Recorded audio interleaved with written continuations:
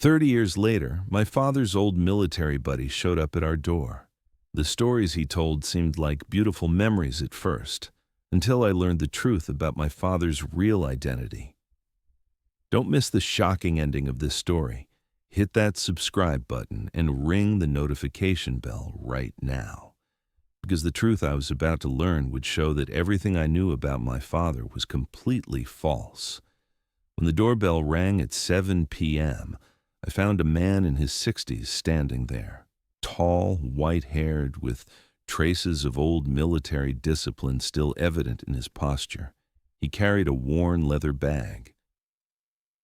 "Hello, I'm Mark Anderson, Robert Thompson's old military buddy. You must be David." Robert was my father's name. He had passed away 5 years ago. How did this man know my name? "Yes, I'm David. Unfortunately, my father is no longer with us." Mark's face showed deep sadness. "I know, son. I was very saddened when I heard of his passing. That's why I came here. I want to honor him, to talk about him." I invited him in. Mark looked around our home with curiosity as he entered the living room. He stared at the family photos on the walls for a long time. When he sat down, he displayed typical military posture, straight back, hands on knees. "My father never mentioned you," I said carefully. Mark displayed a bitter smile. Robert was very modest. He never told anyone about his heroics, especially what he experienced in war. He always said, "The past should stay in the past." This seemed strange. My father was quite talkative. He often shared childhood memories and stories from the factory. But he truly never talked about his military period. Mark began telling his story while slowly sipping his coffee. There was deep nostalgia in his voice. "Your father and I served together in Afghanistan between 1995 and 1997. Those were very dangerous times. We were constantly fighting the Taliban." I stopped. This was definitely wrong. "I'm sorry, but my father never went to Afghanistan. He was working here during that period." Mark furrowed his brows in confusion. "No, David, you're mistaken. Robert was a commander in the elite Special Forces unit. He worked in very secret operations." This was impossible. Between 1995 to 1997, my father was a shift supervisor at a factory in our city. He left home at 7 every morning and returned at 6 in the evening. My mother remembered this period very clearly. "Maybe you're talking about a different Robert Thompson." Without hesitation, Mark pulled out an old photograph from his bag, black and white yellowed edges. Among soldiers in camouflage uniforms in the desert, there was my father. I was shocked. This was definitely my father, around 25 to 30 years old, but definitely him. "How is this possible?" Mark looked at the photo with affection. "I see your father didn't tell you everything. Robert worked in the most secret operations. He never told anyone to protect his family." "What kind of operations?" Mark narrowed his eyes and looked into the distance. "Rescue operations. Rescuing captured NATO soldiers. Thanks to your father, 12 soldiers were reunited with their families." This story seemed very cinematic to me. My father was a humble factory worker. He didn't seem like someone with heroic stories. "Is there anyone who can verify these operations?" Mark sadly shook his head. "Unfortunately, most of our friends were martyred in those operations.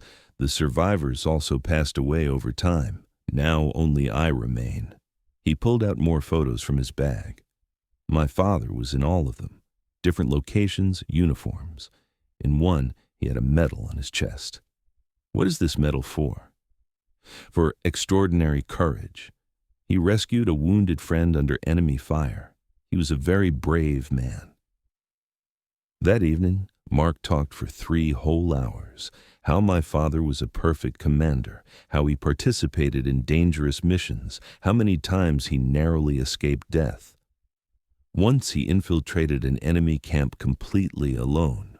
He rescued 3 of our captured soldiers. In another operation, while crossing a mined area, he noticed a trap and saved the whole team. But the stories were too perfect, too detailed. Each was as dramatic as a Hollywood movie.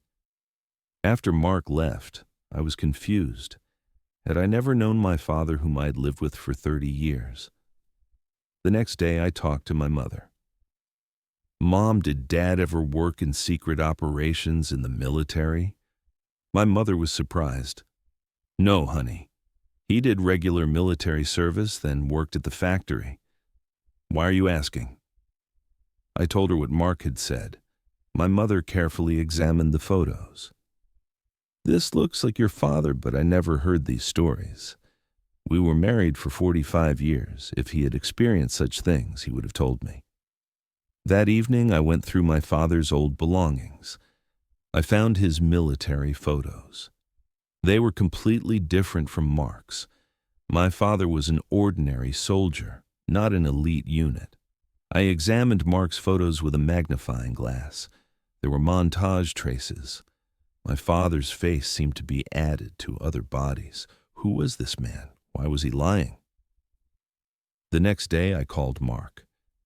"Mark, I did research about my father." "Of course, son. What do you want to know?" "I talked to the military. I examined my father's file." Long silence. "My father never worked in any secret operations. Who are you, really?" Longer silence. Then a different tone of voice came. "You're a smart kid." "Who are you?" "My name is Mark Anderson, but I'm not your father's friend." "What do you want?" "The money your father stole. 30 years ago, we did business together, illegal business. He took the money and ran. Now, with interest, you owe $500,000. Everything became clear. This man was a con artist. "You think I'll believe this?" "I have proof. If I don't give it to the police, I can harm you." He was threatening. "I recorded this conversation. I'm calling the police." "Go ahead and record. I'll disappear, but you'll stay here. Your family is here." I hung up and called the police. The police investigated. His real name was Michael Stevens, a professional criminal who defrauded relatives of the deceased. He had learned my father's name from the obituary. His plan was simple: tell fake stories, claim debt, and take money. He was caught 3 days later. He'd taken $2 million from 15 different families. His fake photos were very professional. He was a Photoshop expert. He was sentenced to 8 years in court. I met other victims. 67-year-old Margaret had given $50,000 to her husband's war buddy. He was very convincing. "How could I be suspicious?" she said. After the incident, we talked with my mother. "Good thing you were suspicious. Your father's real story was already beautiful." Are there things I don't know about my father? Of course. He would wake up early every Saturday and go somewhere. He'd say, "I'm going for a walk." For 20 years, I didn't know where he went. Where? To the nursing home. He would chat with lonely elderly people. I learned this after his death without him telling anyone. This was my father's real secret operation, not leaving the elderly alone. He also helped a lot at the factory. He would help young workers. When married ones had babies, he'd go to the hospital. He'd give money from his salary to those in financial trouble. But no one knew. That week I called my father's friends. They all told similar stories. "Your father saved my life. When my wife had cancer, he gave me money for treatment. He never wanted it back," said Joe. "When I was unemployed, he brought food to my family for 6 months. He'd come at night so no one would see," said Mike. My father's true character was emerging. He was a real hero, not in the media, but in daily life. This incident taught me a lot. Heroism stories in the media aren't always real. Real heroes work silently. There are always beautiful things we don't know about our loved ones. We should be suspicious of those who tell perfect stories. What the police found in Mark's house was shocking. Hundreds of fake photos, more than 50 different identities, professional editing equipment. This man was a complete expert. "He's been doing this for 15 years, said Police Officer Johnson. "Different stories each time. Sometimes military friend, sometimes former CIA agent." Mark's testimony in court was also interesting. He showed no remorse. "People want to hear dramatic stories about their loved ones," he said. "I was just giving them what they wanted." "The money?" asked the prosecutor. "Part of the story. It needs a price to seem real." Mark was psychologically very smart. He used people's emotional weaknesses. People who had lost loved ones wanted to hear great things about that person. During the court process, I also met Mark's other victims. Each had a similar story. Tom Wilson had sold his house for his father's CIA operations. The man was very professional. He knew details my father never told. "How could I be suspicious?" said Tom. Mark's method was always the same. He followed obituaries, identified dead people with military backgrounds. Then he prepared fake documents and contacted families. My mother and I discussed this topic at length. "Did I ever wonder if there were things I didn't know about your father?" I asked. "Of course," said my mother. "We were married for 45 years, but I was learning something new about him every day. But not war stories like Mark told." "Like what?" "Your father did very secret charity work. He would help young workers at the factory. He'd give money from his salary to those in financial trouble, but no one knew." "What else?" "We had an elderly neighbor, Uncle Mehmet. His wife had died. He was very lonely. Your father would chat with him every evening. He was always there when I got home from work. I never noticed." "Your father was like that. He hid his good deeds.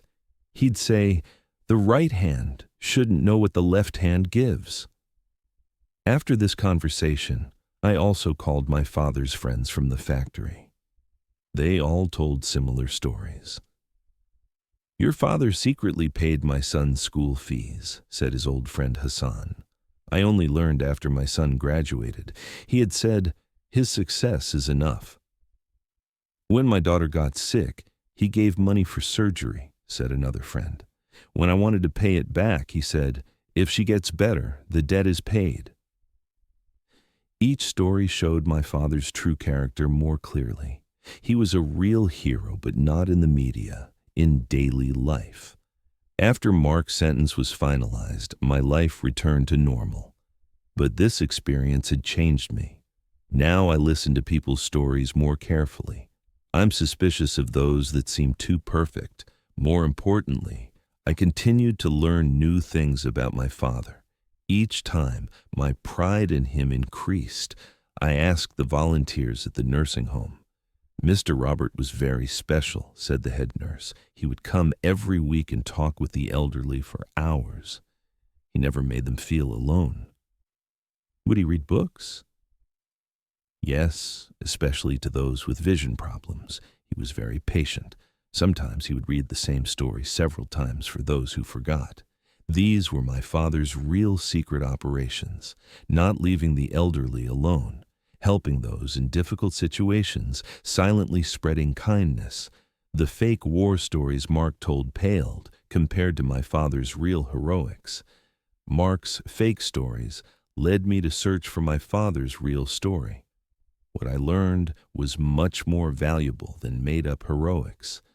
My father may never have received medals, never appeared in newspapers, but he touched dozens of lives, did hundreds of small good deeds.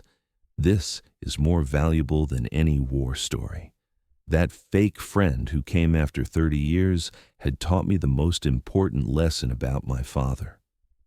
Real heroism isn't hidden in big operations, but in the small kindnesses of daily life. What do you think? Have you encountered such con artists? Have you discovered beautiful secrets you didn't know about your family elders? Share your experiences in the comments. And don't forget to subscribe to my channel for similar stories. See you in the next video.